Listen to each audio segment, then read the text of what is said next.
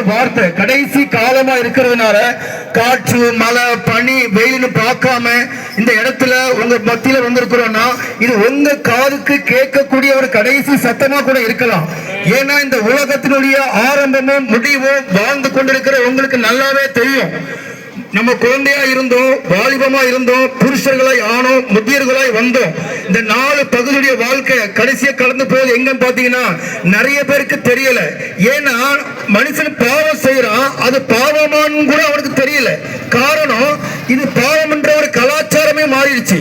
பாவத்தை கலாச்சாரமா மாத்தினதால அநேகருக்குள்ள இது பாவமா இது பாவமாங்கிற கேள்வி கூட எழுப்புறதுக்கு இந்த உலகம் நமக்கு டைம் கொடுக்கறது இல்ல. காரணம் நம்ம யோசிக்க கூட நமக்கு ஒரு நேரம் கிடையாது. காரணம் அதற்கு டிவி, செல்போனு, வேலை, படிப்பு, இன்னும் எவ்வளவோ எக்ஸெட்ரா காரியங்கள் வந்ததுனால நமக்கு யோசிக்கிறதுக்கு கூட இந்த உலகம் நமக்கு டைம் கொடுக்கறது இல்லை. ஏன் தெரியுமா? இந்த பாவத்திலே நம்ம செத்துட்டோம்னா நம்ம நிச்சயமா பரலோகத்துக்கு போக முடியாது. நம்முடைய ஆத்மா எங்க போகும்? வைகுண்டத்துக்கு போக முடியாது, நரகத்துக்கு தான் போகும். அது உங்களுக்கு நல்லாவே தெரிஞ்சிருந்தோம். இன்னும் நாளைக்கு பார்த்துக்கலாம், நாளை மறுநாள் பார்த்துக்கலாம்னு சொல்லி இப்படிப்பட்ட ஒரு மாயையான உலகத்துல வாழ்ந்து கொண்டிருக்கிறோங்கிறத நீங்க நல்லா புரிஞ்சுக்கணும். ஏன்னா முந்தின காலத்துல பார்த்தோம், ஒரு பெரிய சுனாமி அலை வந்துச்சு. இந்த சென்னை பகுதியில் எவ்வளவு பேர் மரிச்சு போனாங்க. இதே காட்டிலும் அதிகமா இந்தோனேசியா பட்டணத்துல நிறைய பேர் மரிச்சு போனாங்க. இப்படி பலவிதமான அழிவுகள் இந்த உலகத்துல வந்துகிட்டு இருக்குது. ஏன் வந்துகிட்டு இருக்குதுன்றத நம்ம என்னைக்காவது யோசித்து பார்த்திருக்கிறோமா? காரணம் நம்மளுடைய பாவம் தான் இந்த அழிவை கொண்டு வருகிறது என்பதை அநேகருக்கு தெரியல. தயவு செய்து உங்கள் காதுகளில் இந்த சத்தம் கேட்குமே ஆனால் ஒரு விஷயம் நீங்கள் உணருங்க. ஏன்னா உணர்த்துகிறதுக்கு இப்ப நான் கூடி வந்திருக்கோம். மதத்தை மாற்றுறது என்னுடைய வேலையே கிடையாது.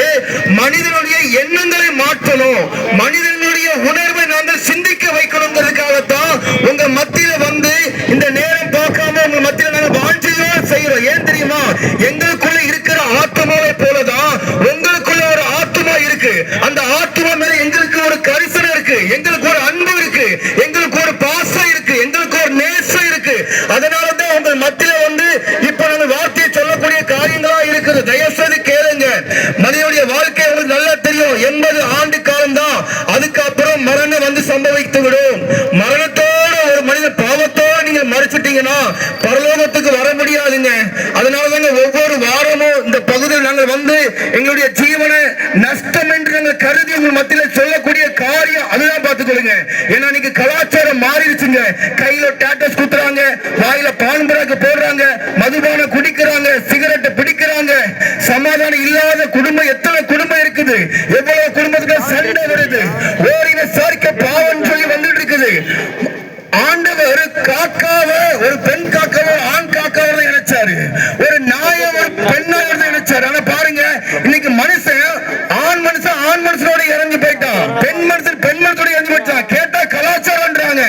பாவம் பெருகிருச்சு மக்களே, பாவம் பெருகிருச்சு. இது பாவமான்னு கேட்டா இல்ல, இது கலாச்சாரம், இதுதான் இது மாடர்ன் வேர்ல்டு சொல்லி மாத்திட்டு இருக்க அந்த உலகம். தயவு செய்து புரிஞ்சுக்கோங்க. இன்னும் அழிவு வந்து கொண்டிருக்கிறது. கடந்த காலத்துல பார்த்தோம், 3 புயலை கிராஸ் பண்ணி வந்தோம். 2026ஆம் ஆண்டு என்னென்ன புயல் வரப்போகுது, எப்ப சுனாமி வரப்போகுது, எப்ப பூமி பறக்க போகுதுன்னு தெரியாது. நம்ம என்ன பண்ணிட்டு இருக்கோம்? பணத்தை சேர்த்துக்கிட்டே இருக்கோம். பிள்ளைகளுக்கு கூட நம்ம நேரம் கொடுக்கறது கிடையாது. பிள்ளைகளை படிப்பின் மேல ஒரு பாரத்தை சுமத்தி அந்த பிள்ளைகளை இந்த படிப்புக்கு அடிமைப்படுத்தி வச்சுட்டோம். நம்ம என்ன பண்றது? TV, serial, cinema, park, beach, இந்த உலகத்தை சுத்தக்கூடிய காரியங்களை நம்ம என்ன பண்ணிட்டோம்? நம்முடைய நேரத்தை செலுத்திக்கிட்டே இருக்கிறோம். நம்ம ஒரு நிமிஷம் யோசிக்கணும். யோசிக்கிறதுக்காகத்தான் இந்த இடத்துல வந்து நின்று பேசிட்டு இருக்கோம். நீங்க யோசிக்கணும். நீங்க தனிமையா இருக்கும்போது யோசிக்கணும். நான் இந்த உலகத்துக்கு எதுக்கு வந்தேன்? என்ன கடவுள் எதுக்கு படைச்சாரு? நான் எப்படி வந்தேன்? சிரிப்பில்லா இருந்தேனே, நான் பாவம் செஞ்சுட்டு இருக்கேனே, இந்த பாவத்தில் எனக்கு மன்னிப்பு இல்லையா? அதுக்குத்தான் இயேசு என்கிற ரட்சகர் 2000 வருஷங்களுக்கு முன்பாக இந்த பூமியில மனுஷனா வந்தார். ஏன் தெரியுமா? என்னுடைய வாழ்க்கையில பாவம் இருந்துச்சு, பாக்கு, மதுபானம், சிகரெட் எல்லா பழக்கம் இருந்துச்சு. அப்ப நான் இதோட செத்து போயிட்டு வச்சுக்கோங்களேன், என் ஆத்மா எங்க போவோம்? என் சரீரத்தை எரிச்சிடுவாங்க, ஓகே. என் ஜீவன், என் ரத்தம் கீழே சிந்துட, ஓகே. என் ஆத்மா எங்க போவோம்? இந்த உலகத்துல பேயா சுத்துமா? இந்த பேயா சுத்துறா எப்படி மோட்சத்துக்கு போக முடியும்? அப்ப எனக்குள்ள ஆத்மா எங்க போகணும்? பரலோக இருக்கணும்னா என் ஆத்மா எங்க போறோம்? பரலோகத்துக்கு போறோம். நம்ம இந்த உலகத்துக்கு படைச்சு வச்சார்ல கடவுள், அந்த கடவுளுக்கு இடத்துல போறோம், நம்முடைய ஆத்மா போறோம். அப்ப நம்ம என்ன பண்ணணும்? நம்ம யோசிக்கணும். நம்ம தனியா இருக்கும்போது யோசிக்கணும், என்னுடைய வாழ்க்கையில என்ன பாவம் இருக்கு, என்னுடைய வாழ்க்கையில என்ன சாபம் இருக்கு, நான் எப்படிப்பட்ட நிலையில இருக்கிறேன்னு சொல்லி ஒரு நிமிஷம் நீங்க யோசிங்க. இன்னைக்கு யோசிக்கிறதே இல்லைங்க. நீங்க யோசிக்காம இருக்கிறதுனாலதான் இப்படிப்பட்ட பாவத்துக்கு அடிமையா இருக்கிறோம். எல்லாரும் சின்ன பிள்ளைகள் இருந்து, வாலிப பிள்ளைகள் இருந்து, புருஷர்கள் இருந்து, மூப்பர்கள் இருந்து ஏதாவது ஒரு கெட்ட பழக்கங்களுக்கு அடிமையாக இருக்கிறாங்க. தயவு செய்து உங்களுக்கு கிடைச்சிருக்கிற கடைசி வாய்ப்பாக நீங்க பாருங்க, சத்தியத்தை அறிந்து கொள்ளுங்கள் அப்படின்னு சொல்லிதான் இந்த வேதத்தில் இருக்கிற வார்த்தைகளை உங்க பிள்ளைகள் மத்தியில் நாங்கள் சொல்லிக் கொண்டே இருக்கிறோம். எதுக்கு தெரியுமா? நீங்க எப்படியாவது இந்த பாவத்திலிருந்து விடுதலை பெற மாட்டீங்களா, உங்க ஆத்மா எப்படியாவது பரலோகத்துக்கு வந்துடாதா அப்படிங்கிற வாஞ்சதான். மதத்தை குறிச்சு எங்களுக்கு நம்பிக்கையே கிடையாதுங்க. நீங்க இந்து மதமா இருங்க, முஸ்லீம் மதமா இருங்க, எனக்கு மதத்தை குறிச்சு நம்பிக்கையே கிடையாது. ஏன்னா என்ன படைச்சவரை குறிச்சு எனக்கு நம்பிக்கை உண்டு. இந்த படைச்ச கடவுளுக்கு நான் உண்மையா இருக்கணும், அந்த கடவுள் படைச்ச மாதிரி நான் வாழணும், அந்த கடவுள் படைச்ச மாதிரி நான் இருக்கணும், நடக்கணும் அப்படிங்கிற உணர்வு பயம் எனக்குள்ள உண்டு. ஏன் தெரியுமா? அவர் தான் நம்மளை படைச்ச கடவுள். இந்த வானத்தையும், இந்த பூமியும், இந்த மரத்தையும், இந்த நம்ம சுவாசிக்கிற ஒவ்வொரு காற்றையும் அவர் தான் உண்டாக்குறாரு. உண்டாக்குன கடவுளுக்கு கீழ்ப்படியுது. எல்லாம் மிருகம் கீழ்ப்படியுது, பூனை கீழ்ப்படியுது, நாய் கீழ்ப்படியுது, பிராணிகள் கீழ்ப்படியுது, பறவைகள் கீழ்ப்படியுது. ஆனா பாலா பிறந்த மனுஷன் கீழ்ப்படியே நினைக்கிறான். ஏன் தெரியுமா? அவர் கடவுள் அவரை போலவே நம்மளை உண்டாக்கினாரோ, அவரை போலவே நம்மளை உண்டாக்கினாரு. நம்ம ஒருத்தர் தாங்க அவர் பேச்சு கேட்கிறதே கிடையாது. மற்ற அவர் படைச்ச எல்லாமே கேட்குது. காட்சி கேட்குது, கடல் கேட்குது, சூரியன் கேட்குது, நிலா கேட்குது, மிருகம் கேட்குது, எல்லாம் கேட்குது.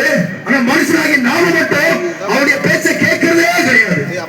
நம்ம அவருடைய பேச்சை கேட்கணும்னா அப்ப அவர் பேசுறது நமக்கு கேட்கணும். அவர் பேசுறது நமக்கு கேட்கணும். எப்ப கேட்கும்? நீங்க தனிமையா இருக்கிற பொழுது நான் யார், நான் யார், நான் யார் என்று கேளுங்க. நீங்க கேட்டு பார்த்தீங்கன்னா மெய்யான கடவுள் பேசுவாரு. மண்ணு பேசாது, மரம் பேசாது, படைத்தது பேசாது, படைப்பதை உண்டாக்கிய தேவன் பேசுவாரு. கண்டிப்பா பேசுவாருங்க. மாத்திரம் தனிமையில இருந்து ஒரு 5 நிமிஷம் கண்ணை மூடி என்னை எதுக்காக படைச்சு ஆண்டவரே கேளுங்க. நிச்சயமா அந்த மெய்யான